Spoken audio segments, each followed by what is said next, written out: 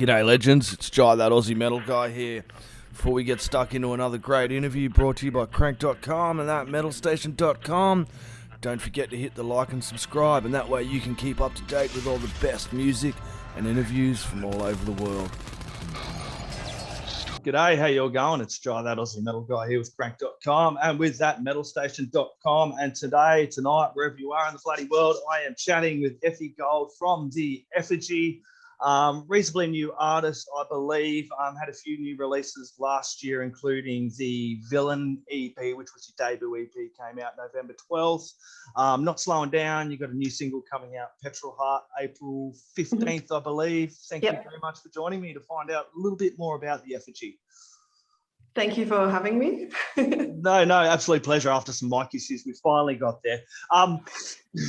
So first off, how would you describe your music? I feel like I've got the write-up here and you know what I mean, but how would you describe it to someone?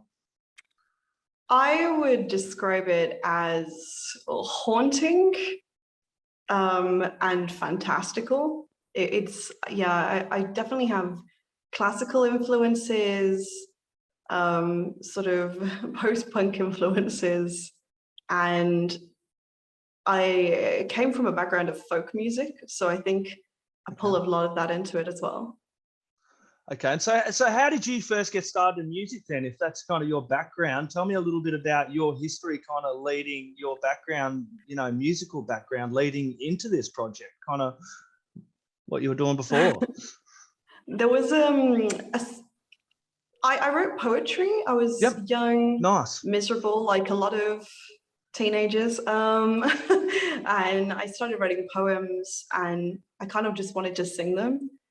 I asked a girl at school if she'd play guitar for me for the school talent show, and we wrote a song together, but she was kind of flaky, so I stole my sister's guitar and taught myself the chords. And I kind of never really looked back. Nice. And how did this project start? What inspired you to get going with the Effigy? You know what I mean? Like, what was the inspiration behind it all? Yeah, I was a folk artist for a really long time, like 10 years. Okay. I never really I like folk music, but I never really liked playing it. I never really liked playing it that much. It just felt too mellow.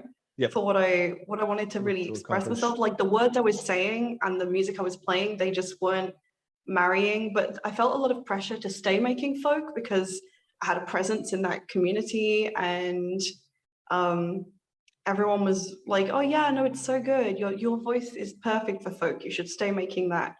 I developed a chronic illness at 19. By 24, I just couldn't play guitar anymore. I didn't have that ability. I had nerve issues in my hands, fibromyalgia, weakness in my muscles, and my throat was kind of going as well. And I kind of considered just giving up, throwing in the towel, but I was like, nah, we don't do that. So I taught myself how to compose on in MIDI, and kind of just took it this new direction. And I finally, having all those tools at my disposal, I was in full control of what I wanted the sound to be. And it was pretty far from folk at that point. Yeah, no, that's really good. It's got a great sound. You've got an amazing voice. And music, there's so many different styles of music. I've seen something today about like just experiencing all of music if you're just taking in little sections, and you know what I mean? So it would have been having that folk background leading into this goth symphonic and using your voice, probably now you can look back and go, wow, this is actually, I am able to use my voice as well through this. So people going that you're only going to be good at folk is kind of like no, I can do this as well. And I think, it was about as much as proving it to myself as it was to proving it to other people as well. I think our greatest competition is, sorry, my cat is just screaming, shut her out of the room for 5 minutes, the world starts ending. And I think it really was about kind of proving it to myself, proving it to other people. And I think now that the people who wanted me to stay in folk have really heard what I'm making, I think they understand, Okay, and so that single, that first single you've got on Bandcamp over there, because that's kind of where I like to dive into people's music a little bit. The Ivory Tower one, was that your first single you released? Tell me a little bit about that single and what it was like making that and kind of stepping out the first time with this project and releasing that. So that was terrifying. Yeah. I've been making music for a very long time. You know, I wrote the poetry, then I started playing folk at 13. I'm 29 now, so I've been doing it for a long time. And I'd put a couple of songs on SoundCloud, but I'd never really put anything out there. So that was really scary. Yep. I was pretty sure that no one was going to listen to it, and that if anybody did, they'd tell me it's rubbish. But I also wasn't sure, and it seems really silly to say that now, I wasn't sure that there was room for solo, like femme solo artists in the genre, if that makes sense. Because I didn't see a lot of them around. But I started poking around and, I found the likes of like Lindsay Schoolcraft, and I was like, well, no, there is room for us, and I'm going to take some more. If there's not room for me, I will make it. She's making room, I'm gonna make room. So I kind of just went for it at that point, and I had a really positive response. It's been really, really good. Yeah. There's I understand kind of that doubt. We all have those doubts, but there's always place for more women in the metal scene. It doesn't matter where you are in the goth, the heavy, the hard rock. I've got 3 daughters, mate. I want, you know what I mean? I just don't want people to have those doubts either. So, and as you were saying, like you got Lindsay Schoolcraft and you've got Guy, and I've come across so many amazing gothic metal artists the last few years, male and female. It's been really great to kind of dive into that pool of music. I do really feel the last couple of years has seen a goth revival.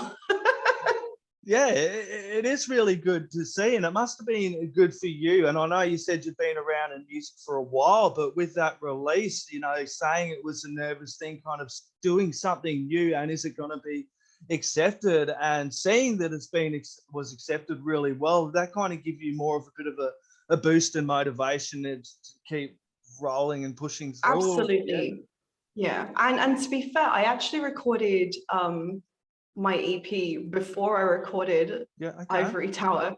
Yeah. So the EP, I feel like the EP was my stepping stone between the sound I would been making before and the sound I kind of wanted to make.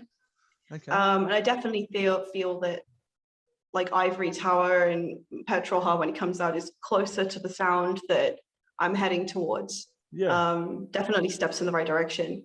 And so it gave me a lot of courage to kind of put out the EP out there.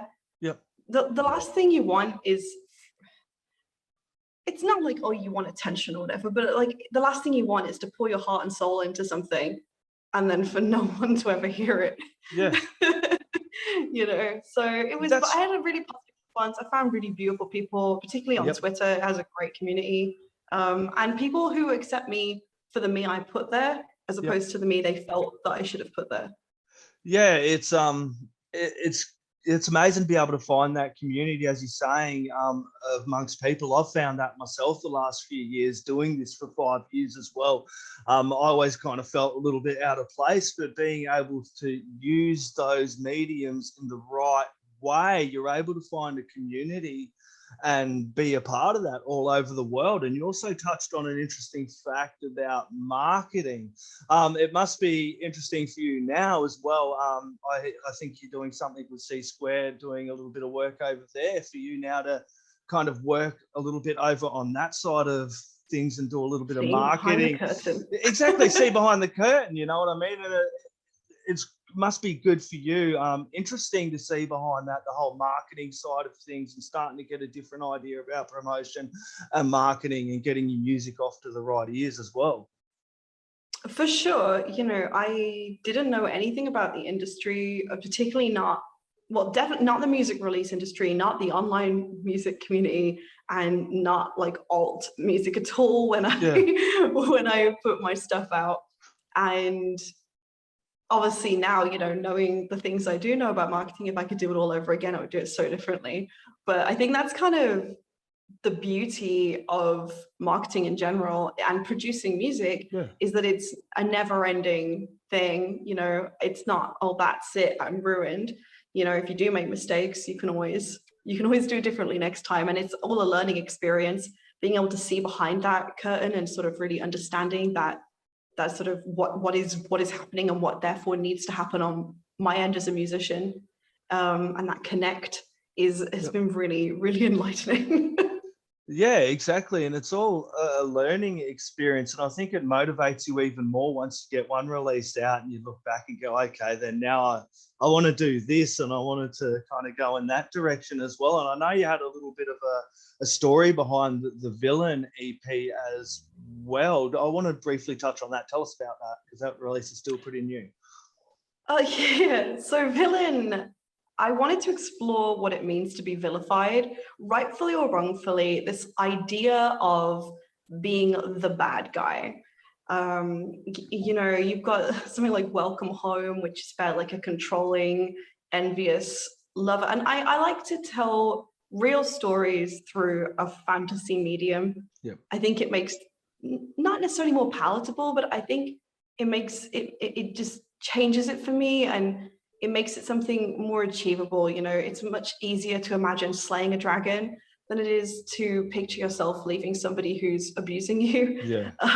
And I think when you start breaking it down and go, no, I can be the hero in my story, I can do these things, I think it really, it's empowering for me at least. And so, you know, you've got Welcome Home, which is about a controlling, envious lover who's desperate to keep bringing someone back every time they leave. You know, Reason is about my experiences with domestic violence. Half-Life is about people's mental health and how other people view you. Yep. You know, Bloodbound's about being on the receiving end of that kind of sort of abusive relationship from Welcome Home. And Dissenter, I must admit, Dissenter, which sounds really deep, is just pure. I was like, what if I was a video game villain and I just kept respawning? And then you gotta be straight up with you on that one. It's not a deep song. Well, that's kind of a good way to kind of leave the album anyway, with such deep, powerful songs in there. And for you, it would have been like, oh, we'll put that one in there because it's kind of a fun way to end it. A fun way to end it as well. Can you tell me a little about the latest single, Petrol Heart? Tell me all about that as well. Petrol Heart is about parasocial relationships.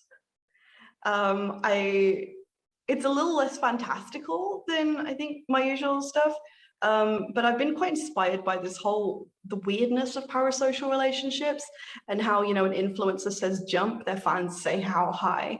And I wrote 2 songs. One will be coming out in 4 or 5 months, but Petrol Heart's on the end of the influencer, like, you know, I'm in control, I'll do this, you've put me on this pedestal, but I'm not a good person, and I can control you, I can do what I want, you know, I can hurt you and break your heart. And I kind of wanted to explore like what it must feel like. Are you conscious of that? How is this? Because it is a very peculiar relationship that is fairly new phenomenon, really. Yeah, it's a bit crazy. I try and avoid it with that. I get on those. The positive with social media, heavy metal, non-stop heavy metal, and music for everybody in the world. That's all I focus on at the moment with all my social media stuff. And just, yeah, you're right, though. Some people do take this overly, way too bloody serious as well. And I kind of got that feel from the lyrics as well with the track there, Petrol Heart. Where are you based, Effy? So I'm in Perth, but I'm from the UK. Yeah. Sunny Perth, too. What's the scene like? Because I've always heard the scene over there is a really great music scene to be a part of, especially the last couple of years, still being able to play, I suppose, shows all through. So, funny thing, where I'm from in the UK, Birmingham has a phenomenal metal and alternative scene. It's crazy good. And I played folk music. And now I have come to Perth, where everyone and their grandma plays the banjo or the fiddle or something. 2 sides of the coin. metal, there is the scene here, but it's not like it was in Birmingham. Yeah. I was spoiled and I didn't realize how spoiled I was. It's a weird It's scene still good too. though. We got some good bands over here, but none of them are on Twitter. Yeah, it's a really great scene, and like we have so many amazing artists and musicians in here in Australia. It perplexes me sometimes that I go to these shows and I see these Aussie bands, these top-notch Aussie bands, and like the numbers sometimes could be more, or then I'm talking to people, I'm like, oh, what about this band? Never heard of them, never heard of them. But they've heard of, 30, 40, 50 bands from overseas. It really is a bit crazy. There's got to be kind of, I don't know, it feels like there's got to be more focus sometimes with the media as well to talk touring a little as well though. Yeah. Because Australian bands, they don't leave Australia. I know. I They know. don't leave. I know. But it's hard sometimes to kind of crack that international side of things and getting them over there. When you do see bands doing well, like bands like Airborne and that, and Neobliviscaris and that, they tend to do really, really well over in Europe. No worries. I think it's changed last couple of years because no one could see live music. I think people have been relying quite heavily on curated playlists and things like that, and I think and related bands and like Spotify radio and YouTube recommendations. I think people have really heavily relied on that, and so I know before coming to Australia I'd heard so few Australian bands, but now because of I've relied so much on like Spotify playlists to find the songs. I'm super into Relica right now. Like I'm obsessed with them. I can't wait till they come over here. And I would never have heard of them otherwise because they just would never have played Birmingham, I don't think. Yeah, it's good to see some really good tours starting to come up too, as you were just touching on there. Relica coming over there. There's Aussie bands starting to go all over the place now, so it's really good to see these tours starting to kick off again. Tell me a little bit about the making the music side of things, Effie. Like, tell me all about the composition. Are you working with any artists? Tell me about the musical side of things. So it's very boring. I sit in my bedroom. I have a fort made out of mattresses, which is my vocal booth. Very old school. I have a condenser microphone and this tiny little MIDI keyboard, and I just go ham. I only recently upgraded to Logic because my EP, Ivory Tower, Love Bite, those were all made on GarageBand. So I only recently upgraded. I kind of only really started learning how to compose in the last year or so. I never really had much. I mean, I was playing around, but like actual compositions with strings and this is come very, very recently to me.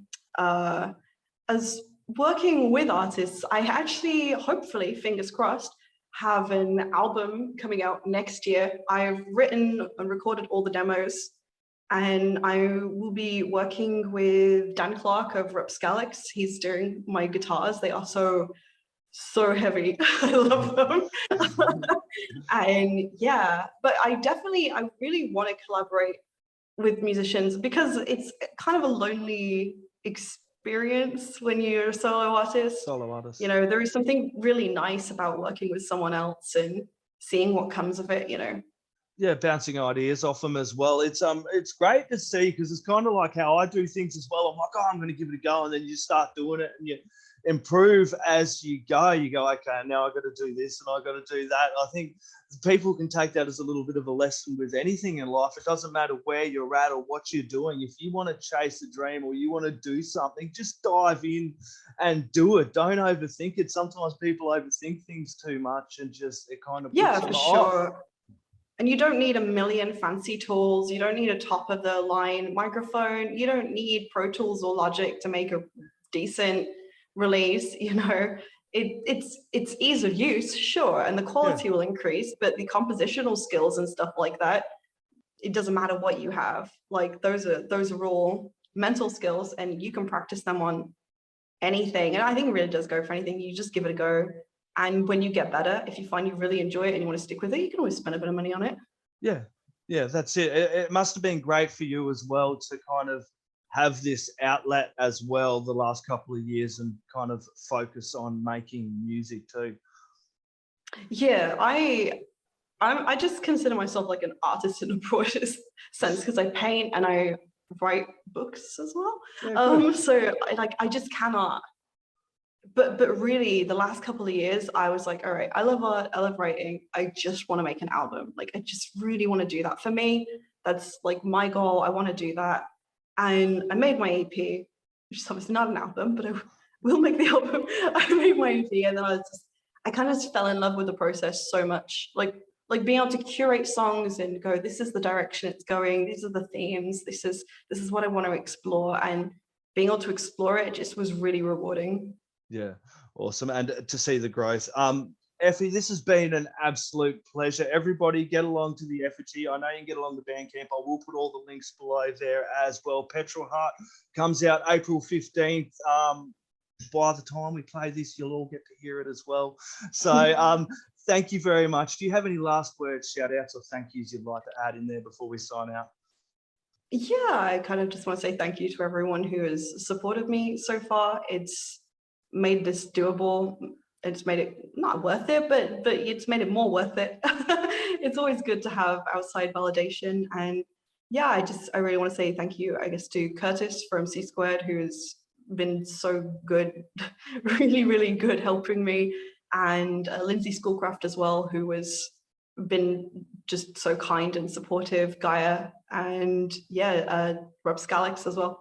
Yeah, they're all amazing. Lindsay, Gaia, Curtis, they're all amazing people. Lovely people. Yeah, they are awesome. Thank you very much. You have a lovely evening. Thank you. Thank And you. you.